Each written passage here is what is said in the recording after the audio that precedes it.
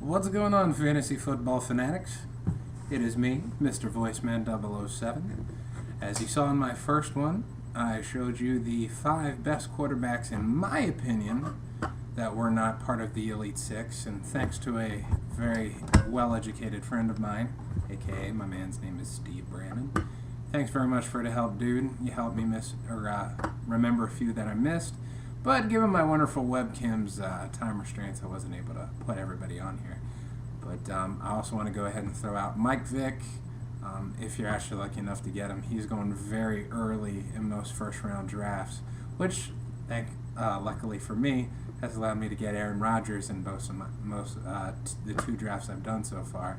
So hopefully you're like me and you're one of the lucky ones who gets to be able to pick him with your 9th or 10th pick overall.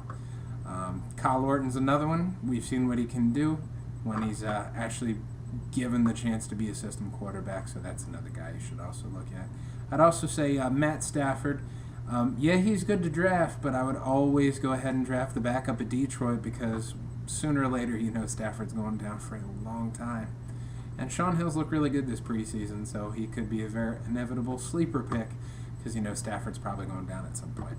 But without further ado, or as the guy in A Knight's Tale says, without gilding the lily or any further ado, it's now time for my top 5 running backs that I think you guys really need to own as you get towards your fantasy draft dates.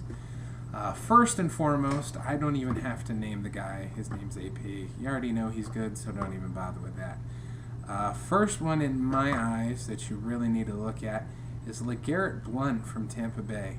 I was lucky enough to draft this kid with one of my waiver wire pickups. As we all knew, Cadillac Williams was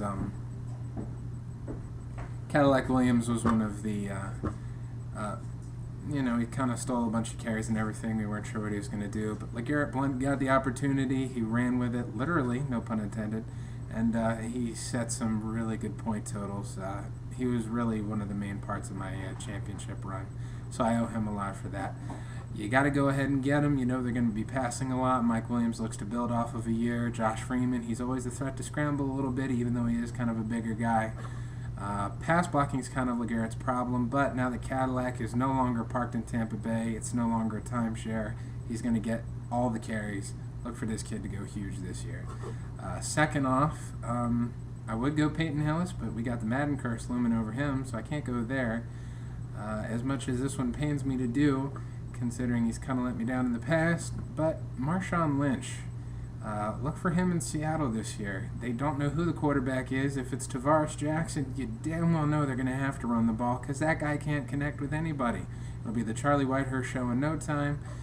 So, of course, they're going to need a dependable back until Pete Carroll gets his head out of his you-know-what and he can actually start running the ball and having somebody who has some better talent of throwing the ball to Sidney Rice on the outposts. So look for Marshawn Lynch to get a boatload of carries, while Tavares Jackson shows exactly the reason why Minnesota went out and got Brett Favre in the meantime. So Marshawn Lynch, he's my number 2 guy this year. Number 3, of course, Bernard Turner, Mr. Michael Turner down in Atlanta. When you've got an offense that potent, you always need a really good, solid, dependable back. And they're always going to run the ball a ton because they do enjoy watching Michael Turner do his work, and needless to say, I do too.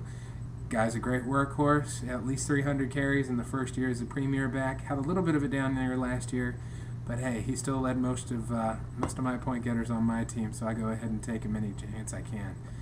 He didn't get as many carries, but still 200, 250 range, double-digit touchdowns on the year, so he was a really good pickup. This one really hurts, especially given the fact I'm wearing a Ravens jersey right now, but number 4 pick this year would be Rashard Mendenhall. In his first kind of full year of being the premier back, being trusted to kind of anchor the running position in Pittsburgh, the kid flourished. Granted, of course, against these guys' defense, he wasn't that good. But when it counted, you could always count on Rashard to, he could make the big play when it counted. Granted, you don't let him on his Twitter page because then he's going to say something that's going to piss somebody off and he might get suspended for a while. Here's hoping it's a suspension against us. But outside of that, though, 1,200 yards, double-digit touchdowns last year. He's going to repeat. The offensive line solid. You can't help but like the kid. He's gonna do great things this year. So that's my number 4 back this year. At number 5, you're probably saying, why hasn't he said Chris Johnson or Arian Foster yet? Because they're not going to do anything this year. Arian Foster was very blessed to have the fortune of being in a very run-heavy system last year. Granted, it is Houston, so they always pass. But when you've got a big powerhouse 260-pound fullback like Vonta Leach running in front of you, you damn well better be the league leader in rushing yards that season, which he was. Guy came out of nowhere. He made some great strides, but luckily the Ravens went ahead and snagged up Vonta Leach. So Arian Foster, I'm sorry, you're having a down year this year. Which brings me to number 5, Ray Rice. Yep, I'm a homer. I don't care. Ray Rice, big things this year. Offensive line still a question mark, but run blocking looks to be better with Brian McKinney on the left side. And like I say, when you got Vonta Leach nailing the smackdown on any linebackers in front of him, Ray Ray's going to go huge this year. I predict at least 1,400 yards, double-digit touchdowns, somewhere in the neighborhood of 10 to 15. Kid's going to be a beast this year. You know he's Joe Flacco's crutch, so you always know he's going to be a threat to have a passing touchdown thrown in as well. So that's my 5 running backs, guys. Hope you all enjoy. Hope you guys can snag a couple of those this year because I'm sorry, Arian Foster, Chris Johnson, they're not going to do you much justice this year. If you do end up getting stuck with Chris Johnson, however, pray you have somebody who's not as astute in the football game and he can actually pull off a good trade because if someone just goes on name-based alone, you could probably steal half his entire team just saying, oh, I'll give you Chris Johnson. So trust me, now would be a good time to start looking into trades for that guy because I don't have a feeling that contract's going to get resolved anytime soon. And he might end up having to miss out this year. So while the going is good, trade that guy. And trust me, try to get one of these dudes that I just mentioned. And I'm guaranteeing success this year in the fantasy football.